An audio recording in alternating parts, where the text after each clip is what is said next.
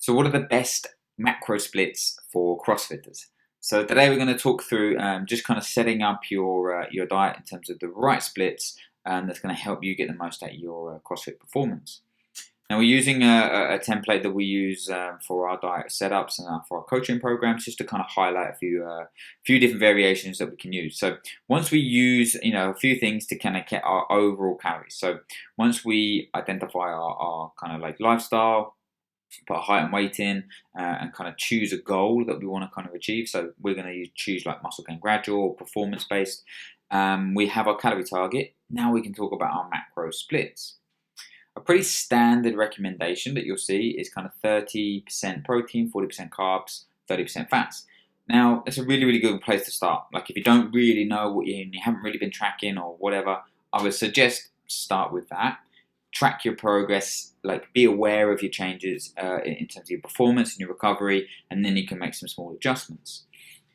So for CrossFitters, we know that the energy demands are slightly higher carbohydrate. We need that carbohydrates to perform at our best. It is completely different to if you were going to the gym and doing some bodybuilding and hypertrophy stuff, where the energy demands are slightly less. So maybe we need a little bit more protein, slightly less carbohydrates, because the intensity and the volume is a little bit less. So this is where you can start to kind of play around with a few things dependent on your training stimulus. But for CrossFit, we need to be slanting towards slightly higher carbohydrate intake. So I would suggest starting at 40%, and as you start to kind of increase your volume of training, this is when you want to maybe edge this up to kind of maybe like 42, 43%, and kind of bring the fats down slightly to maybe kind of 27. And starting kind of look at that kind of like how that affects you. Does it give you more energy? Does it feel that you actually got a little bit more in the tank? And kind of like the first point of call is to edge those carbohydrates up. If you're doing double days, you need to be having, your percentage of carbohydrates needs to be up. So the AM, PM sessions, you need to be getting the carbohydrates up. And this is where you can play around with the protein and fats. Fats are they're super essential in our diets, but in CrossFit, we don't need them as much as carbohydrates for optimal performance.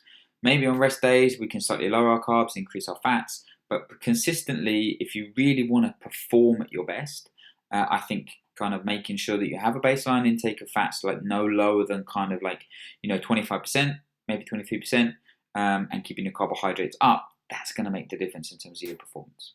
So if we look here now, we would have a split here of kind of like I would have, 194 grams of protein, 42% of carbs, and 27% of fats, and that looks pretty good, at 2,500 calories. So you see here, my protein is, 194. That's pushing up almost towards 2.8, maybe 3 grams per kilo per body weight. So this is where a lot of people go wrong, I think, with macro splits in terms of just edging on too much protein, especially for CrossFitters. And I think we do need protein, of course, but we don't need excess amounts.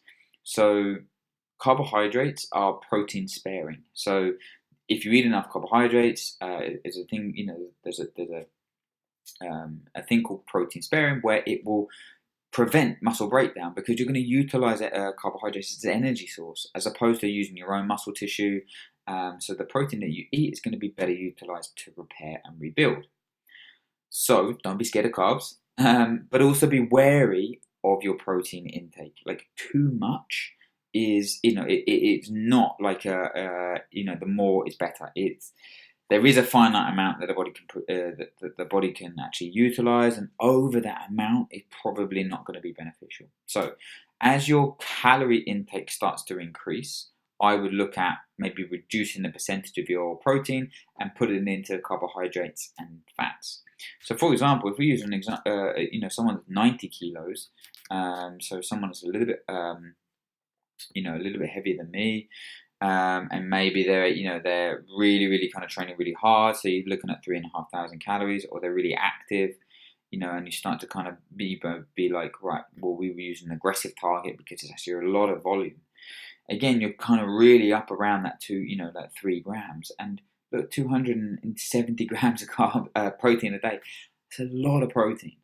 So what we might do is, what I do with my athletes and my clients is, as they start to push the higher amounts of calories, then the protein needs to stay at a level that's around 2.5 to kind of 2.7 grams per kilo, maybe even a little bit less, so like 2.2 to 2.7. So here we just might need to drop your percentage down to a little bit lower and increase your carbohydrates. So we might bump that up to 45%, and then we might keep fats at around 30%. So you see here, like 400 grams of carbs, it seems a lot, but actually, if you're training twice a day and you're 90 kilos and you really want to perform well and recover quickly to hit another double session the next day, actually carbohydrates are going to be really, really beneficial for you. Too much protein can actually, we've had clients that have digestive issues, eating too much protein, going into workouts feeling full, like digestive issues, sometimes even being sick. With a couple of athletes, we've had that. And actually lowering their protein and increasing the carbohydrates made them feel like 10 times better. This is not to say that's going to work for you, but you need to be edging, in my opinion, slightly higher on the carbohydrates, and then you need to have moderate protein and moderate fats to get the most out of your performance. Hope that helps. If you need anything else, just again reach out to us. We have numerous different things that can help you. We've got a macro and calorie calculator on our website. All of the programs can use these templates. And if there's anything else you need, just let us know.